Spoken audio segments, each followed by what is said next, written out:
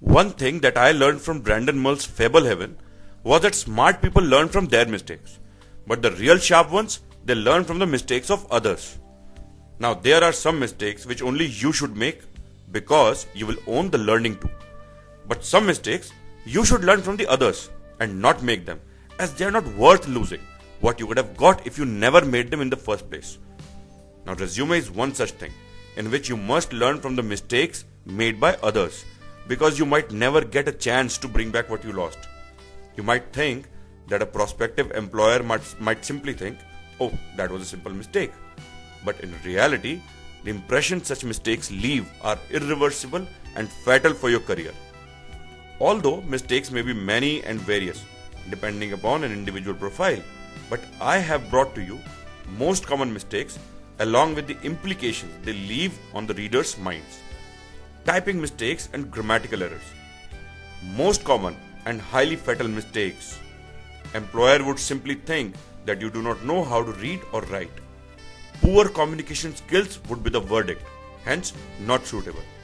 Now, to avoid such mistakes, make sure that you always proofread twice. Incomplete information. Now look at this example. This one would leave the employer with so many questions unanswered. Whether the information is wrong or the course is still being pursued. What's the specialization? Any achievements or top grades, distinctions, awards, etc. Now make sure to always give all the relevant details. Prepare a checklist so that you don't miss out on any vital information. Now look at this one. Doesn't it provide all the answers? And the same goes with work experience too. Omitting or giving incorrect contact information. Now what would an employer think if contact information is missing or incorrect? Nothing. He simply won't be able to contact you. Hence a big opportunity loss. So carefully make a checklist before starting to make a resume. Also proofread. Making a general cover letter. Now, how would you feel if you receive a Christmas greeting without your name on it? Not attached is the expression. Similar is the thought an employer gets that you feel nothing special for his job or company when he receives a general cover letter. One size fits to all. It may also happen that while applying, you address it to Mr. XYZ from company A while you end up sending it to Mr. ABC of company B. So always make a job and company specific cover letter which shows a special interest in a job and the company. Making duties driven CV instead of accomplishment driven. Now look at this classic example of a duties driven CV. An employer understands what you could have done in a role, but he wants to know what you achieved and any significant contribution that you made. Now look at this one. Isn't it a more specific and result oriented way of saying the same thing? Hence, all the more impactful. Listing of experience, education in chronological order. A common but wrong way of listing your education or work experience details is shown over here.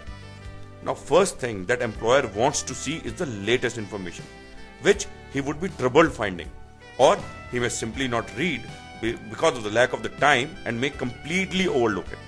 He might think that you are currently unemployed. Hence, always mention education, experience, etc. in reverse chronological order. That is, starting from the latest, starting from the current one, because it saves a lot of time and pain for the employer. Now he may read the rest if the time permits. Long paragraphs. Now don't start writing long paragraphs like in this one. Employer usually overlooks such information because of lack of time. Also, the expertise and proficiency never stand out. Instead, use bullet points, since they are easier to comprehend and remember. A bad objective, title, or no summary. Now this is the one of the types of most common objectives that I found. Now you have as many as 6 to 10 seconds to give employer what he wants. If he is running short of time, he may move on to resumes more targeted and specific in nature. So always use strong title, objective, as shown over here, as it clearly and precisely tells the recruiter what to expect going further. Also add a synopsis or summary, as it gives a quick overview of your entire profile and creates a preference. Making a long resume. Now any resume running for more than 2 pages is considered to be verbose and too long, like this one. Who's going to read all this? Keep it focused. Put only relevant information. Remember that an HR manager has to go through hundreds of resumes in a day. Ideally, just 1-page resume or maximum 2 pages should be made. References on resume. Now, generally, either the references are mentioned or it simply says references available upon request. Now, references would definitely be asked for if you are shortlisted.